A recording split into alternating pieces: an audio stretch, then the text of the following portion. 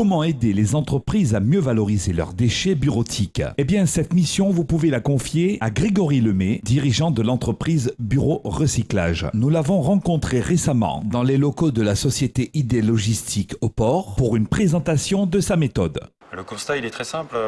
Les entreprises réunionnaises, malheureusement, ne sont pas encore assez sensibilisées au recyclage.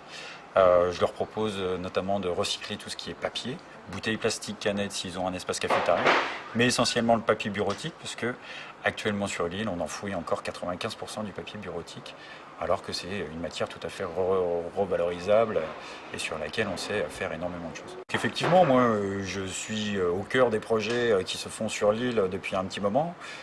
L'idée, c'était aussi de pouvoir apporter ma petite pierre, et donc je suis parti du constat que faire un tri à la source dans les bureaux réunionnais, je pense que c'est quelque chose à faire, notamment pour rebooster un petit peu le recyclage sur l'île. Je propose aux entreprises de s'équiper, on leur propose que chaque personne derrière un bureau soit équipée d'une corbeille individuelle, ce qui va lui permettre d'isoler le papier.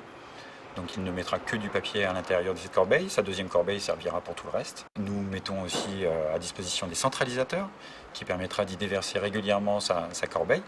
Moi, je passe généralement une fois par mois ou une fois tous les 15 jours. Je collecte dans le centralisateur. Je fais du surtri puisque des erreurs de tri peuvent exister. Et donc je fais par la suite des bordereaux de suivi de déchets qui donnent de la traçabilité aux déchets que je prends dans les entreprises. Et les entreprises ont à la fin d'année des bilans annuels sur les quantités collectées et donc ils peuvent savoir exactement, notamment la première année, avoir un indicateur sur leur consommation de papier pour que peut-être les années suivantes, on essaye de réduire cet indicateur-là. L'encre est de moins en moins polluant, les encres sont de plus en plus végétales. On ne revalorise pas le papier, on ne retransforme pas le papier sur l'île. Notre île, par rapport à la gestion des déchets, c'est 80% de déchets enfouis. Et le reste, les 20% qui restent, sont exportés.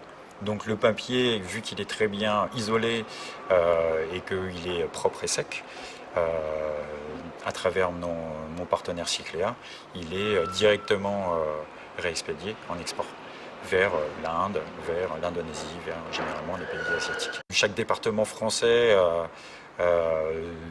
dispose de ce genre de service. Les derniers qui n'avaient pas ce genre de service étaient Mayotte, étaient la Guyane et étaient la Réunion. J'ai essayé plus particulièrement un peu plus de l'adapter au territoire réunionnais, donc mes centralisateurs sont faits sur le territoire. Les centralisateurs, les corbeilles individuelles sont faites directement sur place, sont faites par deux sociétés, donc les Tidalons et tout ce qui est impression par Labopix. Effectivement, je rappelais en sensibilisation que le coût moyen à la tonne, du coût de traitement à la tonne à La Réunion est de 220 € environ, que mon système que j'ai mis en place avec mon partenaire Cycléa me coûte en coût de traitement 40 € la tonne.